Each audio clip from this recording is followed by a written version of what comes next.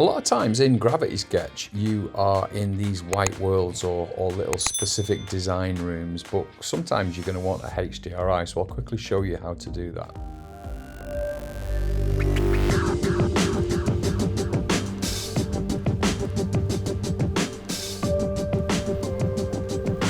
Sometimes in Gravity Sketch, you want to do more than the white world allows you, or a very plain background allows you. So it's good to have things like different room setups and also different HDRIs. So I'll just show you what I mean by that, and I'll just bring in some different backgrounds and show you how to do it. So say, for example, you've begun your design and you've got this stage floor on, which is blue button. Stage floor here can be square or circle. That's a good start. It gives you something to, it gives you something to work with. Also gives you those shadows, which can be helpful sometimes. But if you want to pin yourself into a bit more of a realistic world, it's blue button and then environments here. So if you tap on that, and if you want, grab hold of it with your inner grip on your dominant hand, and you can drag it out into the world like this. Now in here, you've got all of the different settings that you can use for different worlds. So I've got the grey room, gumdrop room, warehouse, which some people use a lot for cars and that kind of thing, day and night, studio, and then studio 2 is basically just like white panels. If I look around slowly, white panels at the top, grey floor, and then you've got skyline, horizon, zebra. I'm snipping through them now. And then I've got one here that I call white room. It's actually grey room, but it gives me a nice environment to model in with the clay that I use a lot. For example, I might go into materials, make sure I'm on clay, and then go to a nice skin coloured clay, something like that. And then maybe I'm going to start modelling with, starting from a sphere, something like that. But from that, I can move this lighting around. As you can see, it just helps me to understand my scene better. So that works well, if that's what you want. But what you can do is, you could put the point of view lighting from you, which I don't really use ever. I do like this ability to move the light around. And there's also this plus button here, and this is the important bit. This is where we add in more by creating our own environment. So let's do that. So let's hit that plus button, and it comes up with this little dialogue here. So if I drag that out so you can see it, I'll just move this to the side. And in here, you've got a number of things that we can look at. So we've got a color wheel, or two different types of color wheels, and I generally leave it on this one here. You've got environment intensity. So if you look as I move this up and down, look here, you can see how much the overall lighting of the scene is affected. You've got a floor, and you've got a sketch mode, which just obviously gives you a nice sketchy shadow. A gumdrop I'll talk about in a minute, and then there's a floor grid, so it puts that grid back on, which sometimes if you're just working in the white room, the grid gives you something to pin your eyes to the real world. That grid can be quite useful. But what we want is a HDRI. So you could just have a coloured background. Sometimes I'd work in green if I want to do like a fake green screen. That can actually be quite useful, because then you can comp out the background quite easily from your recording, I mean. But with the background HDRI, that's where we want to be able to bring in new HDRIs. On this side here, you've got colour. This is for the reflections and the lighting. So you've got the colour, the HDRI, and a zebra reflection as well. So let's just go up to this bit here and go to HDRI default and tap that. And in here, you've got two folders. You've got mine, where I keep my files and folders, which is either in a landing pad, or it's in a new one called web app now, or there's these, which are HDRI assets. And these are 4 HDRIs in here that are part of Gravity Sketch. You can just go and download your own from wherever you want.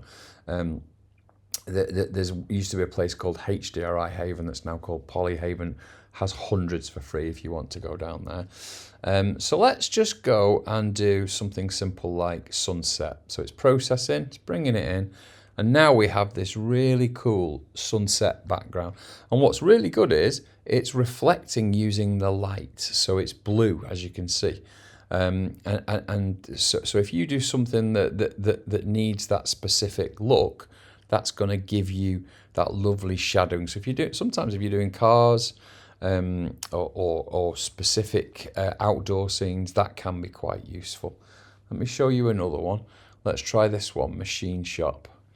So this is obviously a HDRI, a wraparound image of somebody's machine shop. And we're quite high up in the scene, as you can see. Now, on here I said about gumdrop. It's going to show you how this doesn't really work for this environment. So if I hit gumdrop here, it flattens the bottom half of this HDRI, so it brings it up to a flat floor.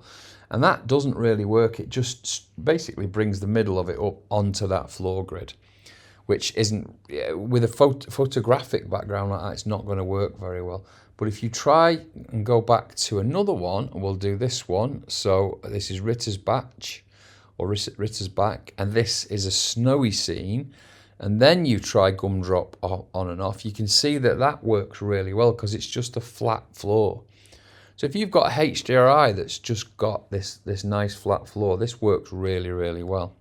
But what we now want to do is I want to get rid of that, and I want to show you what that means to reflective materials. So let's go back and create a sphere. So we've got the sphere there with that clay texture that we had on. Let's make that really nicely rounded. So if I click on it and then blue button, I could say convert to subdivision object like that, and I could say subdivision on and then smooth it once. And we've got a perfectly smooth sphere. Don't need this floor now, so we can turn stage floor off, blue button, stage floor. And now we can change that material. So we go in here, color, pull it out if you want so you can see it nicely. We'll change clay to something like, there's one or two you can use here, reflective or gloss, and I'll show you the difference. So reflective, make it all the way white for now. Change the roughness to all the way down, and the metallic to all the way up. Hit paint and pick and drop it on. And now you have a fully reflective chrome ball basically. You could do, this is pretty much like we do in VFX. Sometimes we have a chrome ball. We also have, normally we have something like this. So change it to clay, change it to 50% grey, and we normally have something that's like that. So basically you can see how the lighting's going to react, and you can see what the scene looks like in reflective. So if you're doing any metal, you might want a really cool background like this. Or if you're doing any specific lighting on your models, you might want to try changing the HDRI like that. The other one, let's just do one more. The other one that we didn't do, let's move that up there. Let's come back to clay and go all the way to gloss, and we'll change the metallic up and the roughness like so, and we'll make it slightly darker. And then tap that, and then you get a nice metal look. So change it to slightly blue, change it to slightly completely neutral, and there you go. So that's giving you that much more metallic feel to it than the others. But that's how that HDRI in the background is going to be affecting what's going on here. And if you have a look down here, with that gumdrop being flat, it allows you to pick that up as the floor. So as you can see, it's dropping shadows quite nicely now just with those different spheres. And that can be quite useful if you're doing vehicles, if you want to test some vehicles. Now, it's not a high-level rendering system, but it is quite cool for stuff like this. And it might help you with your modeling if you can get your head around using these kind of HDRIs in your setups. If Gravity Sketch feels exciting but also a little bit overwhelming, that's exactly why we've created our new course.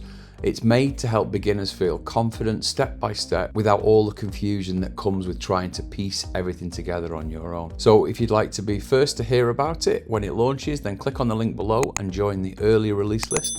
Everyone on that list gets access to an early launch discount. Thanks for watching, and I'll see you on the next one.